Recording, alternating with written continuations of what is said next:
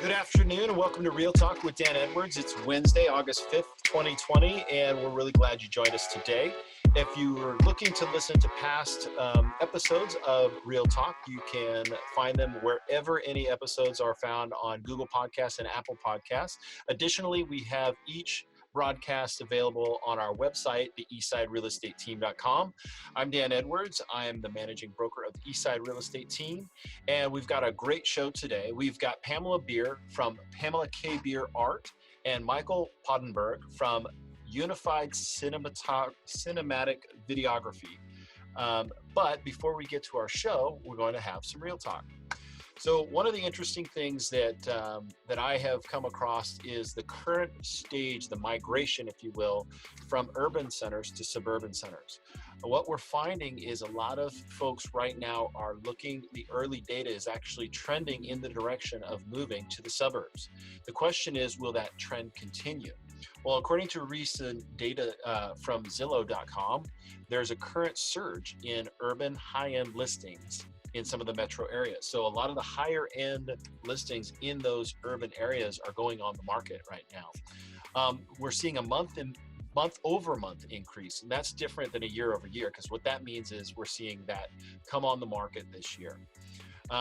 People are starting to move out of the larger surveys. A July survey by HomeLight notes that the top reasons that people are moving are: one, they're looking for more interior space; two, the desire to own, so that would be people moving out of apartments; three, moving from the city to the suburbs; and four, more outdoor space. Now, anecdotally, from me, we've had a conversation with a lot of different folks that are picking out what their next home's going to look like, and more often than not, it has to do with space between them and their neighbors. They're a little less likely to actually move out of urban spaces for a condo experience. They're more apt to look for more of a townhome experience. So getting a little bit of space, I think, in this current pandemic is what seems to be what people are really striving for, and it's driving that. So the takeaway is this: the early data is showing that there's a big shift from urban to suburban markets. And we're going to keep an eye on this trend, and let me tell you why. Is a lot of the current activity right now is actually activity that probably would have taken place in July, but because we're in August and because of the pandemic, it's been pushed back. So we're seeing a big surge in available inventory. If you're a seller out there and you're looking to make a move, we'd love an opportunity to talk. So that is our urbanization or suburbanization of America.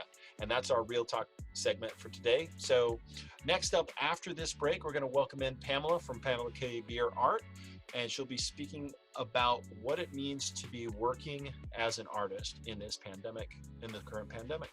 I'm Dan Edwards with the Eastside Real Estate Team. Please join us after this short break. You know, we're living in uncertain times right now, and it's nice to have something comforting and local. Aaron Andrews with Indie Chocolate has new ways for you to fall in love with chocolate. Please visit Indie Chocolate at Pike Place Market or order Indie Chocolate on their website, indiechocolate.com. That's INDI chocolate.com. Welcome back. You are watching or listening to Real Talk with Dan, and our first guest today is Pamela Beer with Pamela Beer Art. Pamela is a contemporary mixed media artist, and her paintings are vivid, colorful, spacious, and often abstract, yet rooted in the simultaneous experience of her Southern heritage and her current life. Although no formal degree in art education, Pam has a master's in psychology, which probably is just as good, a background in technology, and finding an end to the traditional corporate work. Her career led her back in 2013 to pursue that lifelong love of art, thus kindling her spirit through the creative visual form. Her paintings are featured all around Puget Sound, and she's a member of the Washington Women's Painters, recently selected as a finalist in Cincinnati's Premier Art Comes Alive 2019, the show with Lynn Hansen Gallery in Seattle, and provides works for local hospitals and presented work at the Seattle Arts Fair. She pops up Oh, sorry, Dan. I'm no That's all right. longer with I'm no longer with Lynn Hanson, so we need to Okay. update some things a little bit from the Oh, last time we did okay. this. Okay. So where can people find your art then right now? Well, I am at the Gray Sky Gallery in Seattle. It's on 320 First Avenue South in Okay. Seattle. And that gallery, along with 39 other galleries in Seattle, are part of the deconstructed Seattle Art Fair, since we can't do it in person. Uh-huh. But people can go into the galleries. There's plenty of room to social distance, wear a mask, and Okay. they're very clean and open. And I do have a wall of lovely work there right now. Right now. And that is where again? It is 320 First Avenue South in Seattle in Pioneer Square. Okay. So what would you say is the kind of art that you make? Well, I work with a combination of oil and cold wax where I mix it. It's like buttercream frosting, and then I apply it with some different tools. And I should have brought my tools out because my studio is right here. I like brayers and squeegee type tools. And it involves just lots and lots of layering to get to the effect that I'm looking for, that absorbs light nicely and just has a lot of depth to it. It isn't just a picture. It's got a lot of history, a lot of mark making, things that I think people look for when they're looking for an original and a unique piece of art where they see something new every time they look at it. I see a lot of different sizes of your artwork. Is there a limit or a constriction on what size your work takes? Well, about as big as me. That's about what I can do, right? Okay. We make our own wood panels, and so I can make them to specification. My favorite size is working maybe 30 by 30 or 36 by 36, but I also work small and larger than that, more like 54, 6 feet, things like that. So no formal education in art. How did you arrive at your process of paint these paintings behind you? Well, I haven't had any college formal education, but Okay. I have studied under a couple of different people in the past few years and learned some specific design techniques and some specific techniques with materials. So I'm educated, but not college educated in the arts, other than a few drawing classes and, So would that be like apprentice style education? Would you call it that? yes. Okay. Okay. So what does this look? Kind of describe the look and feel. What is it that we're seeing behind you? Well, I have several examples that I've put back here, and I work primarily non-objective, which means that it doesn't have a specific subject. Now, I also do subject matter material because that's sort of my bread and butter, and I have a clientele for that. But the abstracted material, here's an example of a small one. This was actually an award winner, by the way, which I was pretty excited about. Won first place in the abstract category. But this is what I work on, is these wood panels. Mm-hmm. And then the surface, I don't know if you can see it, but it sort of absorbs the light nicely. It's a little challenging on the camera. Mm-hmm. But there are tons and tons of layers underneath this, and they get pressed down and layered again and pressed down again. And what that does is it just gives a lot of interest and detail whenever you look at it up close and you put a good light on it. So how long does something like that take to create for you? 30 years? No, I'm kidding. That's actually, I think that's a great answer. Yeah, absolutely. But I mean, from a physical time, not the experience, but yeah, from a physical time, how long does that take? Well, this particular piece that I just showed you is about 8 layers of paint. And it takes it quite a while to dry because it does have oil paint in it, which people who know artwork know that that takes longer to dry. But the cold wax facilitates the drying a little bit more and also allows it to be malleable. And I can go back in and scratch it and do work and then let it sit for a while and then go back and work on it some more. And so to answer your question, I think I was being very avoiding there. It can be done in a matter of days, or it can be months. It depends on what's happening with the piece. It depends on what's happening with me, how I'm working on things. Right now during this COVID thing, we've been home a lot, so I'll work on a piece, set it aside, work on something else, and then later look at that piece I was working on earlier and go, it's not quite right. And then I go back and work on it some more until it actually stops frustrating me, basically, till it gets to the point where I like it. So is there anything back there behind you that like you still kind of wish you could go back and do something to? How do you know when you're done? Well, like I said, you're done whenever it stops frustrating you, basically. And whenever I can't make any more changes to it to make it a better design or improve on it. I feel like that could apply to our children too, right? Exactly. Exactly. But anyway, the ones that I'm showing you here are all complete. Those are finished. So do you do specific, like a commission for a specific kind of project? Do you do that? I have done commissions for people, depends on what they are looking for. We'll talk about color, and I have a book of different color samples here where I've done some things, and people can give me an idea of, yeah, I really like that, and it won't look exactly like that, but I can come up with something that usually fits that person.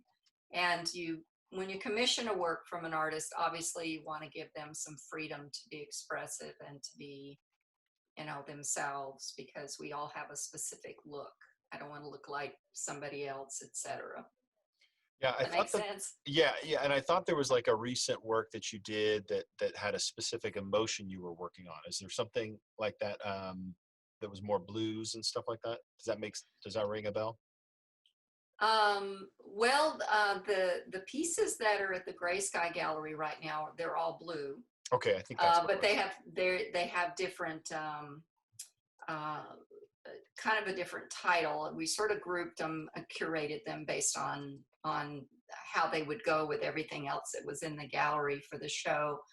But I mean, I named them whatever's going on at the time in my in my space. And so I even have one back here that's called sea bass on a paper plate. I mean, it's sort of an oxymoron. Well, the one behind your left arm, that's called Eating Cupcakes at the Beach, right? The blue one. The blue one. Oh, you did your homework. I am so impressed. Not really. I Googled while we were talking, so I'm just saying I found that. Okay, cupcake. I'm trying to catch the cupcake here. Does it matter? There's no cupcake image. No. It's a feeling. It's a blue water feeling experience. I see the sand is in the cupcake. Maybe, I don't know, but it's abstract art, so I can do whatever I want to. I like How's that. that? That's right. Yeah, it's like this one's called Raw Stone. So I did a whole series of sort of this feeling around rocks and stone and foundational feeling. Last week, speaking of rocks and stones, last week I was in Yosemite, right? So all of that beautiful granite and stuff like that, and I did I took one of the pictures of Half Dome, and I did an homage to Ansel Adams, right, and did it in black and white. Nice. And it's just like, it's so, I'm not an artist, but I'm one of those people that can, when I see something, go, ooh, I like that. But it's hard for me to ever articulate it. So it's props to you for being able to get so much of this work out here. So as we go along here, we did mention that you're in a gallery. So can kind of go through again, where can people go see your live work right now during as a COVID vacation, right? Well, for a COVID vacation, please go to the Gray Sky Gallery in Pioneer Square. And soon after Labor Day, the Women Painters Gallery over in the Columbia Tower will be open again. And I generally have something over there since I'm a member and the VP this year. Not that I want it to be, but And I found her collection on her website at pamelakbeer.com. So you can go and find some stuff there, right? Yes. And, people go through different phases in their lives when they decide they want to purchase art. And if you're not ready right now, I would encourage people to follow me on Instagram. under Pamela_K_Beer, or you can sign up to get studio notes from me probably once every couple of weeks on my website. And I do give surprises out to my readers. So just so you know. Awesome. I mean, there's a lot of really good stuff too. I mean, I'm noticing that you've got tons of archives, so a lot of stuff on the website. So Instagram, obviously a website, probably find you on Facebook. Yes. Great. Well, Pam, we've had you on the show once before, but I think this show and tell was a little bit better because we were able to see the work behind you and hear it. Any parting thoughts that you'd like to give folks out there today? Oh, I think you guys are great. And I love the service that you're doing by answering the questions and helping people decide what to do during the real estate market at different times. And I was sort of pleased to hear that we're doing okay right now. Yeah, it's moving along. Yeah, it's yeah. moving along, and it'll be interesting. So thank you so much for coming. I appreciate having you. Thank you. All right. Cheers. So, cheers. Next up after the break, we're going to welcome in Michael. Michael, how do we pronounce it? Poggenburg? Hopefully. Poggenburg from Unified Cinematography. Please join us right after this short break. In these uncertain times, are you in need of some great quality comfort food from the South without having to make it? Honest Biscuits has got you covered with amazing biscuits, both savory and sweet, and Southern food like biscuits and gravy, fried chicken sandwiches, and cheesy grits. They even have delicious gluten-free options and vegan options. You can order on our app for pickup, order through several delivery partners like Uber Eats, or they ship their biscuits anywhere through their website at www.honestbiscuits.com. Welcome back. You are watching Real Talk with Dan. Our next guest today is Michael Poggenburg with Unified Cinematic Videography, and he is the owner of this service and produces videos for corporate branding, nonprofits, fundraisers, live events, education, and much, much more. Welcome to the show, Michael. Thanks for having me. So today we're going to discuss how COVID has changed the online videoscape. I mean, this is one example. This Zoom meeting that we're doing actually has been able to allow us to create content much easier than if we were to have to go into a studio and do that. So tell our watchers and listeners a little bit more about how the market has changed. First, but before we talk about that, just kind of give me that synopsis of your services. Yeah, so I produce videos for a wide range of clientele. Most of what I do is in the corporate and branding sphere. So informational videos, creating website videos for people that want to introduce their business to the world, as well as, well, not so much anymore, but covering live events. So conferences and webinars. I do a little bit of live streaming as well, and occasionally weddings and other special events. Okay. So it may be some time before those live events come back, right? Yeah. And I think that, very early on, we were seeing an uptick in, live events that were still happening, but people wanting to live stream those. Uh-huh. And then that's kind of gone away. And now we're seeing a lot of, this sort of thing where, it's people at home largely, and teleconferencing with one another. But I do think that, as we reopen gradually, there's still going to be a lot of people that aren't going to be attending live events. And so we'll probably see the live stream market go back into high demand. So is that something you could help with? Absolutely. Yeah, I have conducted live streams from simple to complex. So simple would be, just a single camera, single audio source, and then uploading to a server such as YouTube Live or Facebook Live or any number of other options, to the more complex where you have a multi-camera setup, you've got, multiple camera operators, you're maybe doing a live audio mix, you've got someone who's switching between cameras on the fly, everything as complex as a live television broadcast. And it seems like that might become more common as a lot of folks, whether it be for Amazon or Microsoft or even just a former business where people all had to show up and be in one spot, where you're trying to teach, educate, or create a little bit of an environment of being together, right? Because that's kind of like something that doesn't, Yeah, it's and kind of getting I think lost. it's been really interesting for me to see how Zoom has come along and become the major player in all of this. I, to be honest, had barely heard of Zoom maybe 4 months ago, and now it's, you know, it's at the top of everybody's plate as far as you know, something that they have to include. It is pretty interesting, right? Like, because I've done Google Meet, I've done Citrix, I've done Microsoft Teams, I've done all of those things, but that was the exception.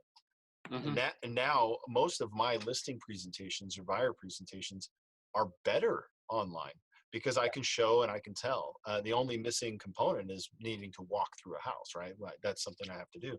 But for all intents and purposes, there's a lot of things that can get shown and done through video.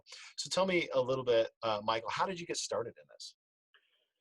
Well, gosh, going all the way back to 2005, I taught myself how to edit. I was in a band and I wanted to do some music video type stuff, and so I kind of taught myself how to edit and discovered that I kind of liked doing that more than music, and met an independent filmmaker who was looking for an editor and worked on a project with him, which I thought was going to be about a 3-month project. It ended up being about a 2-year project. Hmm. But we created a documentary film that was shown at a number of different film festivals around the world, won some awards there. And that was basically my, my education. And then from there, started doing some volunteer work, got a job for a production company in Seattle, worked there for 5 years, and then in 2015 started my own company. Started out doing mostly weddings and live events because I had some experience with that, and it's kind of a crossover with documentary filmmaking. And then over the last few years have been doing fewer weddings and more, you know, corporate branding videos, but still that strong focus on storytelling. Hmm. So now going forward, as you look at this emerging market and with the experience that you have, what is it that your best clients would say you bring to the table to provide them an edge in marketing? So I think the thing that I do best is, you know, people will come to me and they'll say, you know, we want to make a video. And I'll say, great, you know, what do you want to make the video about? And they're like, well, we don't know yet. Or, you know, and it's like, or how are people going to see this video? And they're like, well, we haven't figured that out yet.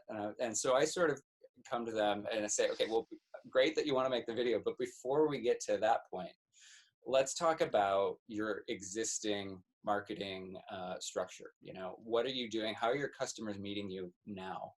And how do we add video to that to enhance that experience for them? So that's one of the things I bring to the table, is sort of that, you know, that all encompassing approach. And then on top of that, because of this experience that I have with storytelling, I help them discover what their story is.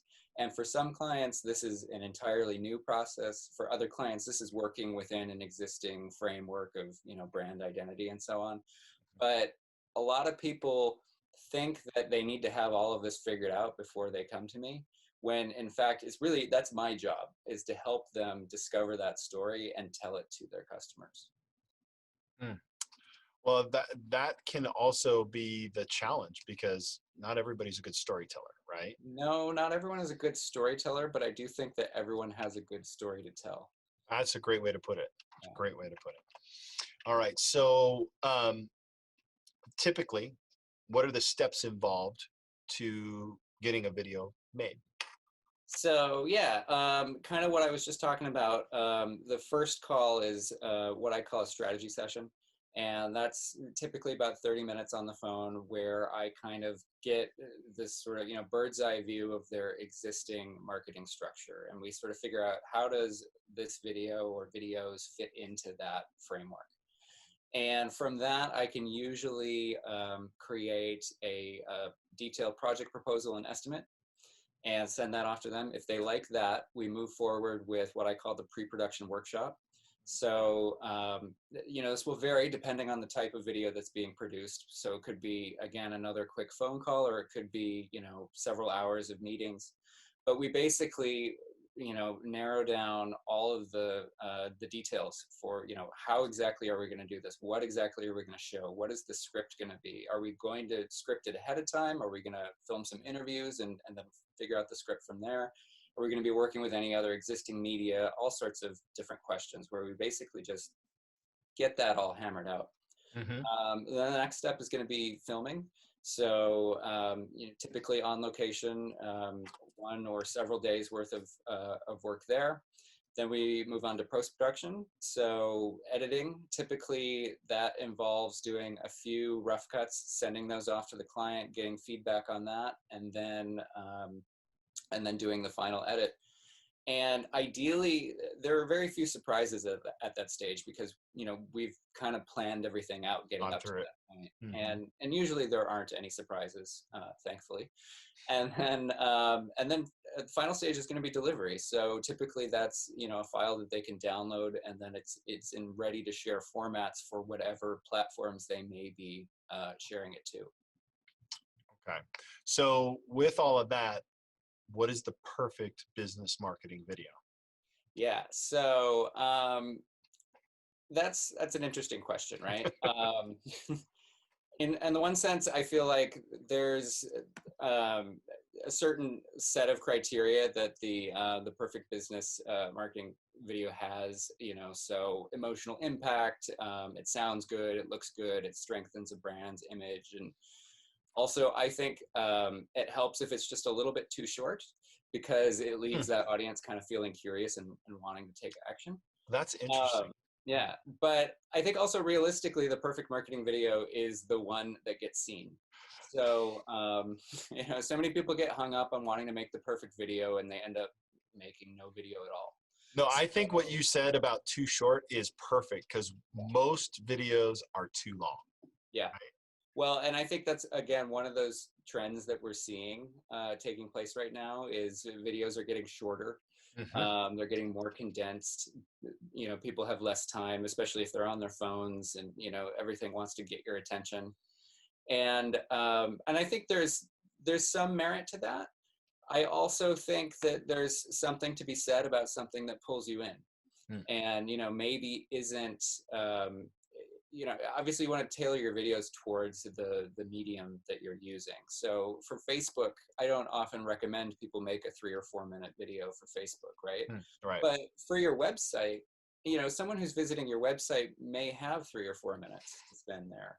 And chances are, if they're on that site, they're looking for more information. A 3 or 4 minute video might be perfect for that. It's almost like you want to set it up from a social media standpoint with a short 15 to 20-second tease of what that longer video would be about. So it's like, I can think of it in my world, when it's like, we had, this home was on the market 6 days, had 7 offers, see what we did to get this home seller that. And then they go to that, and the story is more of exactly what we did for that. And that's a really common thing where if I'm making, someone wants a marketing video for their website, but that's one video and that's good for that application. But a lot of times they'll also say, can you make some 30-second, 45-second edits of that from that?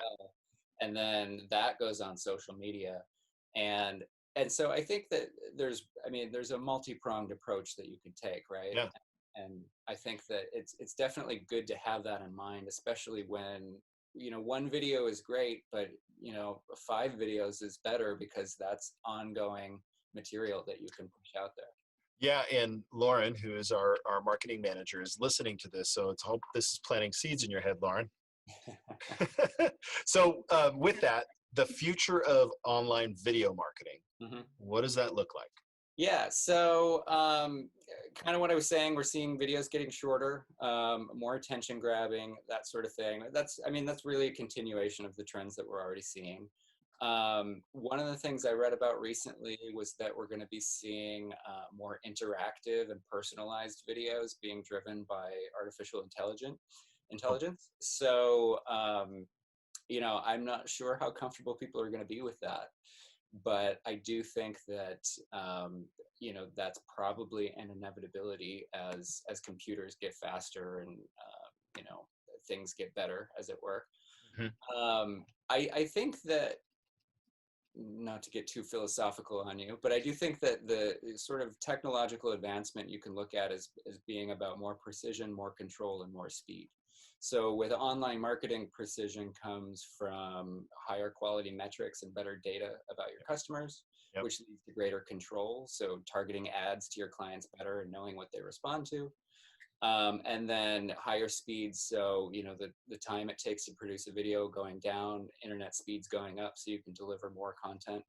So, I mean, I think that you can kind of see that with, if you think about how many videos you saw online, you know, every day in your regular browsing 10 years ago, it wasn't nearly as many as you see now. Now, yeah. So imagine in 10 years from now, with, you know, internet speeds as they are, I think video is going to get more and more prevalent. I don't think we'll see photographs disappear, but I think we'll see way more video content. Well, the segmentation, right, from a marketer's standpoint is key. And honestly, because, you know, you don't want to be serving up an ad that isn't really relevant to your consumer. It's a waste of your marketing dollars. Yep. So, you know, we when we put an ad out there for a house, we're thinking of the segment that's designed to be in front of, because not only because we want to sell the house, but we also want to help attract the right type of clientele and utilize the marketing dollars in a smarter way. And video, well, I guess if a picture's worth 1,000 words, then 1,000 pictures worth 1,000,000, right? Something like that with video. So, okay. This has been a great conversation. We could probably talk for a very long time. How do our listeners, how do our viewers get a hold of you? How do they learn about your process? Yeah, unifiedcinematic.com. That is the place to go. All right. Do you guys have a YouTube channel too? I do. It's Unified Cinematic Videography. I'm not sure off the top of my head what the link is. Most of my video content is on Vimeo, though. Vimeo. So, you know, Unified Cinematic on Vimeo. But if you go to unifiedcinematic.com, all the links are there, and there's tons of videos up there that you can see. Awesome. Well, Michael, thank you very much for joining us today. I appreciate it. Absolutely. Thank you so much. All right. Do you have any promotions that you're offering our viewers that you can tell us about? I am offering, so I have a website introductory package, which is basically, you know, details are listed online, or I could probably even pull them up right here and tell you what it is. So it would be a 2 to 3 minute company profile video for your website with interviews and B-roll. Fully licensed music, up to 6 interview subjects, and a full workshop to script that. Normally goes for $4,000. I'm offering $500 off to your listeners. Wow, that's awesome. Great, Michael. Well, thank you so much for coming on. We appreciate it. That concludes our show for the week. I want to thank Michael and Pam for joining us today. We appreciate it. We appreciate you all for listening, and we look forward to seeing you all again. That concludes our episode of Real Talk with Dan. Thank you.